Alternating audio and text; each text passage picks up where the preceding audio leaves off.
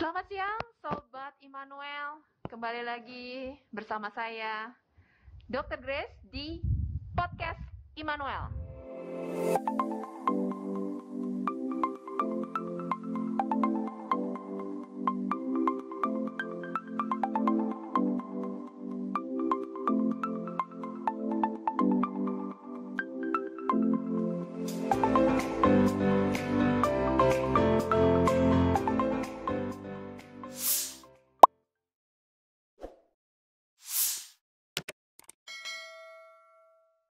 Siang hari ini kita bersyukur saya ditemanin oleh salah satu dokter spesialis penyakit dalam di Rumah Sakit Immanuel, yaitu Dr. Ratih Nursiana, SPPD. Selamat siang, Dr. Ratih. Terima kasih nih udah hadir ya di Podcast Immanuel. Iya, sama-sama. Iya, apa kabar? Baik. Sehat, Dok? Alhamdulillah. Alhamdulillah sehat kita semua ya. Karena seperti tagline podcast ini memang pengen kita bahas, Dok, seputar masalah kesehatan, supaya ada sumbangsihnya lah Rumah Sakit Immanuel untuk memberitakan kabar yang benar. Betul. Karena lajunya hoax itu lebih banyak, Dok, daripada fakta seperti itu. Kan nanti masyarakat kita, sobat-sobat Immanuel, tambah bingung gitu, Dok. Nah, khususnya tentang COVID-19 masih seputar itu, Dok. Walaupun khususnya bagi sindrom metabolik. Makanya kita podcast kali ini judulnya jaga kesehatan dan sindrom metabolik kita di masa pandemi COVID-19. Betul ya, Dok? Betul sekali. Nah, mungkin gini, Dok, yang jadi pertanyaan buat kita semua itu adalah kenapa sih kalau saya punya sindrom metabolik jadi lebih berat kalau dapat COVID-19, sementara ada yang dulu istilahnya tuh yang OTG gitu, Dok, dapat virusnya tapi orangnya tuh sehat, kan pengennya kayak gitu, Dok, nggak mau yang sakit, keterinfeksi, sakit dan bahkan jadi berat, bahkan mengakibatkan kematian, kan nggak mau seperti itu gitu. Kenapa sih kok seolah-olah seperti tidak adil? Jadi mungkin dokter mau kasih tahu apa sih sindrom metabolik itu? Ya. Baik, jadi begini teman-teman semuanya. Jadi sindrom metabolik itu mungkin kurang familiar ya bagi para teman-teman di Immanuel. Jadi sindrom metabolik itu merupakan kumpulan dari unsur-unsur, ada kencing manis, darah tinggi, kolesterol yang tinggi, dan juga obesitas atau kegemukan. Nah, penyakit-penyakit ini itu biasanya sudah penyakit kronis, sudah lama diderita, dan banyaknya orang-orang tuh kadang nggak bergejala. Kadang-kadang mereka menganggap enteng. Namun ketika sudah sampai 5 tahun, 10 tahun baru muncul gejalanya parah, nah baru berobat ke rumah sakit. Nah, itu dia sudah berarti penyakit-penyakit tersebut, entah kencing manisnya itu atau darah tingginya atau kolesterolnya, itu sudah menyerang ke pembuluh darah kita di tubuh, pembuluh darah kecil, pembuluh darah besar. Nah, maka dari itu ketika pas dia berobat ke kami, ke rumah sakit, itu sudah banyak komplikasinya.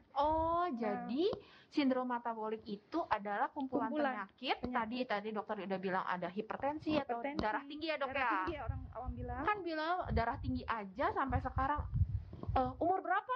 Ya, ada bilang gitu. Kan wajar kalau misalnya saya sudah di atas 50 tahun punya tekanan darah saya lebih dari 140. Itu kan wajar ya, Dok? Apakah begitu benar? Oh ya, kami luruskan ya. Jadi kalau dari penelitian, tekanan darah itu untuk usia-usia produktif 25 sampai 50 tahun, 45 tahun itu disarankan 120/80. Namun ditoleransi untuk pada lansia. Tapi toleransinya adalah 130/80. Oh, bukan 140 ya, Dok, ya? Kalau sudah lebih dari itu, sekitar 140/90, maka sudah dikatakan darah tinggi stadium 1 dan itu butuh obat. Jadi 140 juga walaupun sudah usia darah tua, tinggi, walaupun usia sudah 50-60 tahun ya, Dok, ya? Iya gitu. Terus udahnya hipertensi tadi, terus kencing manis atau diabetes mellitus ya, Dok, ya? Betul. Terus tadi dokter bilang apa, kolesterol yang tinggi. Iya.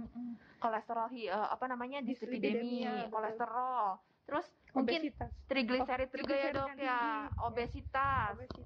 Oh, jadi kegemukan gitu ya, Dok, ya? Iya, jadi ini kumpulan gejala dari sindrom metabolik yang biasanya nggak kerasa.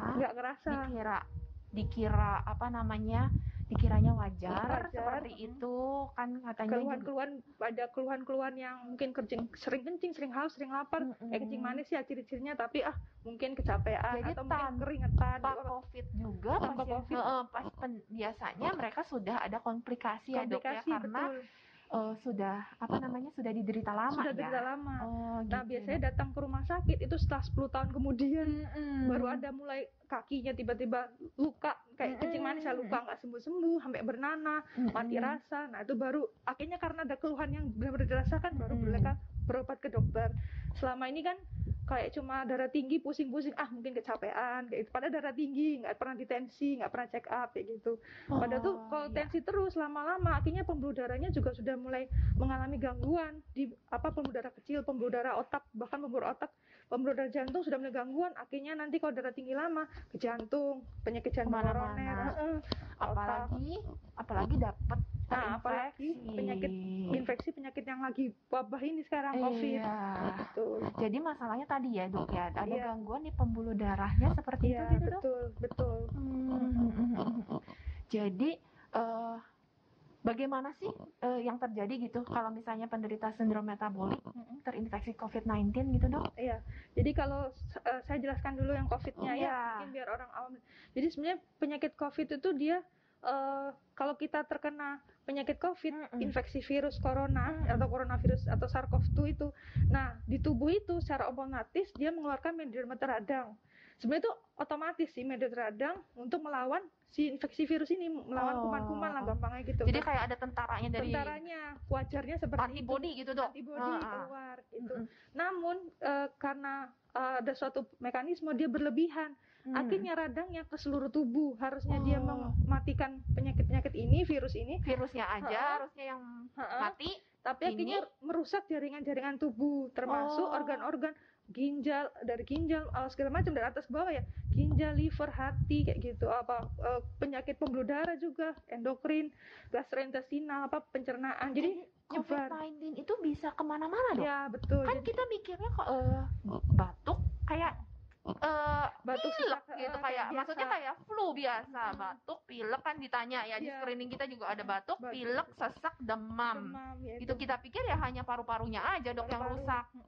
Nah namun ternyata penelitian terbaru ini kan jadi antara kita belajar ilmu baru ya, ini penyakit COVID ya, dengan penelitian yang dari luar negeri udah ada, itu penyakit sama penelitiannya berpacu. Ternyata sekarang nggak cuma yang demam, batuk, pilek, sesak itu, dia sudah menyebar ke multi organ lain, ke saluran pencernaan. Kadang pasien datang mual muntah, ternyata pas di ronsen paru-parunya kita bilang radang ya, pneumonia, ternyata banyak bercak-bercak, ternyata itu gejala COVID. Jadi bisa pasien yang COVID itu keluhannya di mana gitu, misalnya sakit perut, tapi tetap ya dok ya di paru-parunya tetap ada. Betul, iya.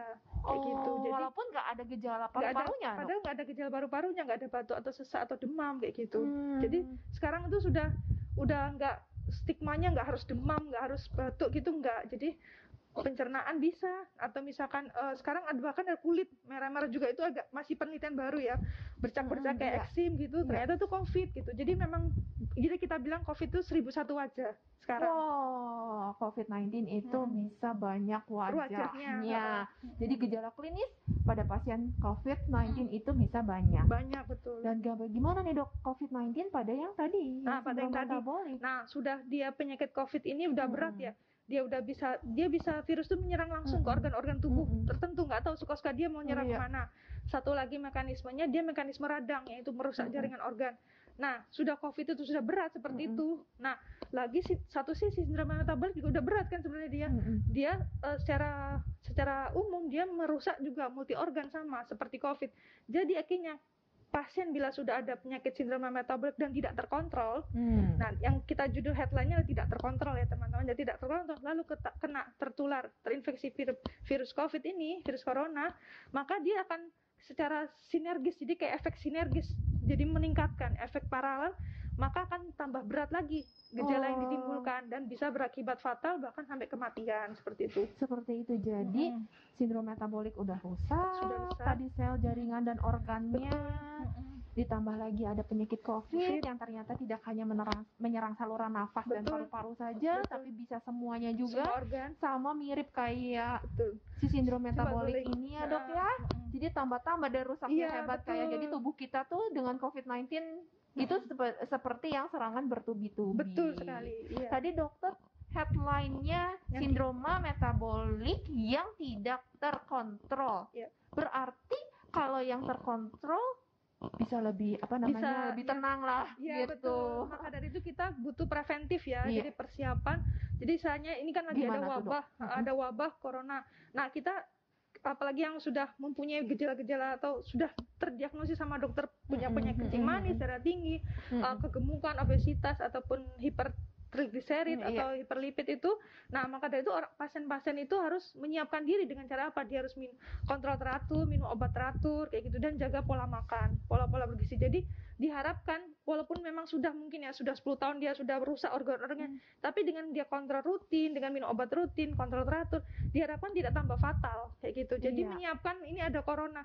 Jadi seandainya amit-amitnya kalau dia terkena corona namun sudah terkontrol, maka tidak separah orang yang tidak terkontrol. Gejala akibatnya, efeknya gitu. Jadi tetap jagalah kondisi ya dok ya pada penderita sindrom metabolik itu ya, kencing manisnya harus terkontrol, darah tinggi harus terkontrol ya dok ya, obesitasnya juga harus tertangani seperti itu, dan kolesterol dan trigliseridnya ya dok ya, profil lipidnya itu profil lemak darahnya itu ya harus terkontrol semua dengan ke dokter ya dok ya, itu pola makan juga, dengan obat-obat juga, dengan diet seimbang mungkin ya dok ya, diet, makanan dijaga dan obat seperti itu. Bisa olahraga kalau masih bisa dilakukan di rumah, dilakukan olahraga di rumah sambil protokol mungkin tetap protokol kesehatannya new normal. Iya, tetap new normal, pakai masker ya, jaga jarak, sering cuci tangan ya dok ya, 3M ya, 3M betul ya.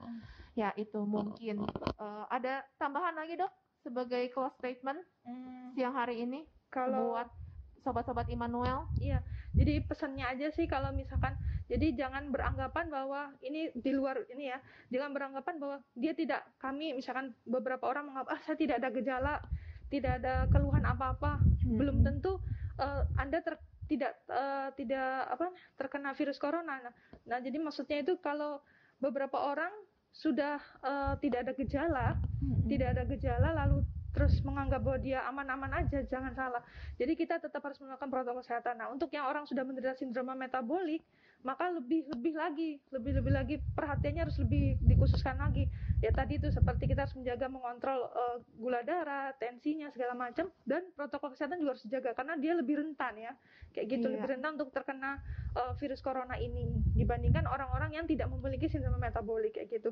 Namun orang-orang yang tidak ada gejala sindrom metabolik pun juga tetap harus waspada, tetap protokol kesehatan juga karena virus ini tidak memandang bulu dia punya sindrom metabolik atau tidak. Orang normal masih usia 25 tahun pun ada penelitiannya itu ternyata tinggi.